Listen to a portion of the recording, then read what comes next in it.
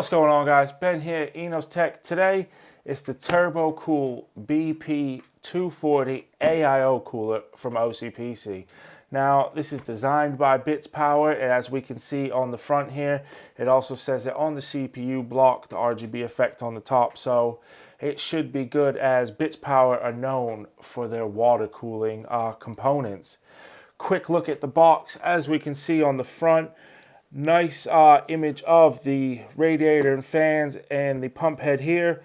The fans have that crystally effect to them, which is quite nice. It's, instead of just being plain and flat or whatever, it kind of looks like a little crystally effect, which I personally love.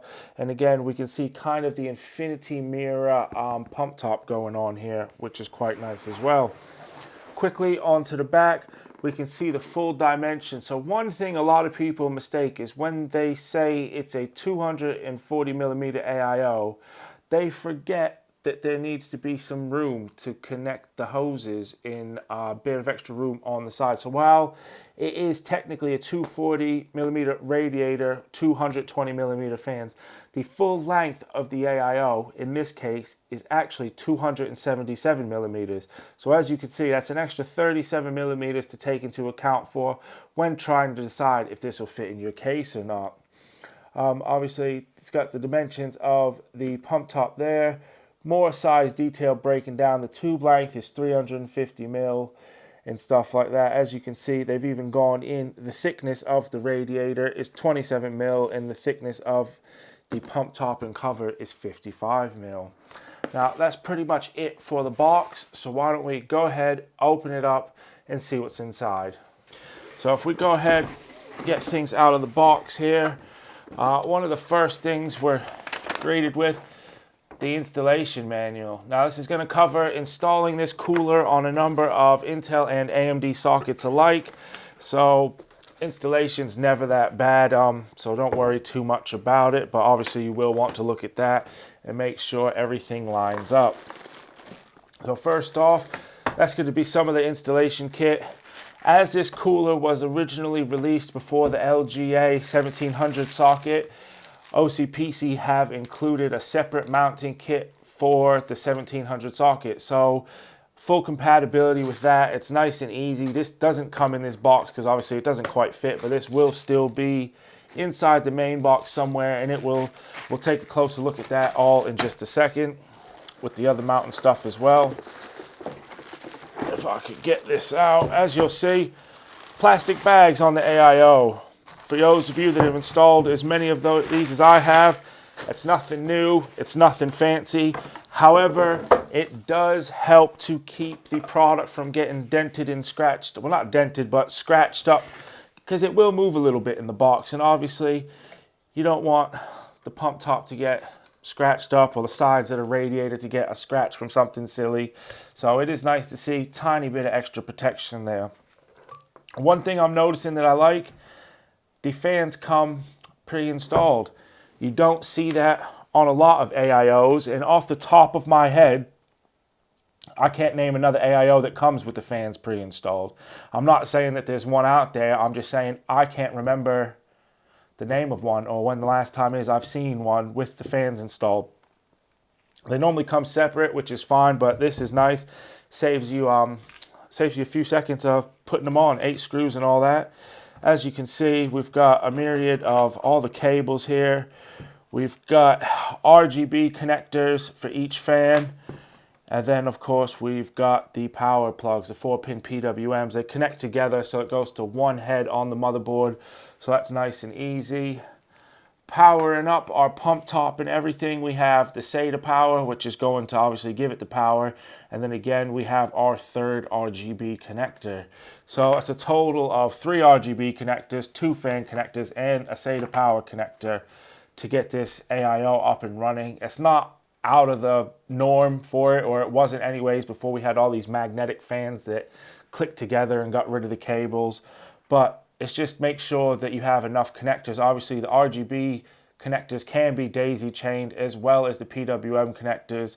But again, just make sure you've got enough connectors on your motherboard or controller or whatever you're using.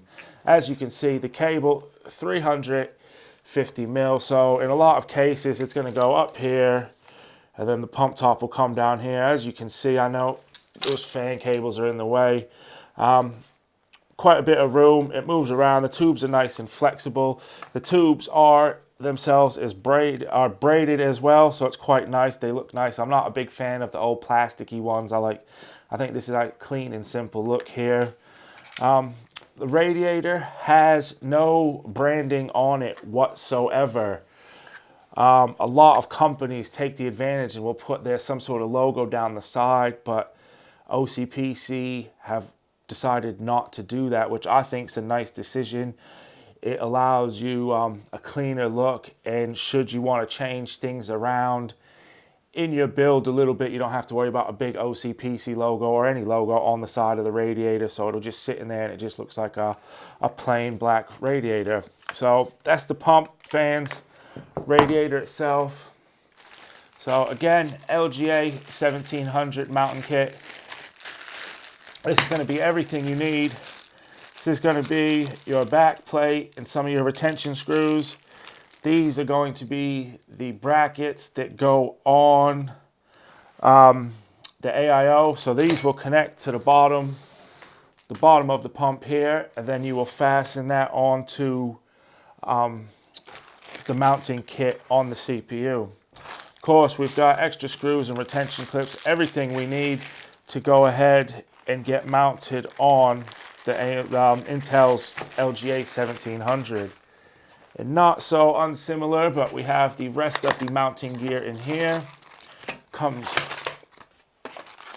We have got an RGB cable for gigabyte motherboards because they are a little bit different. There is also, for some reason, unbeknown to me, a thermal paste spreader inside here.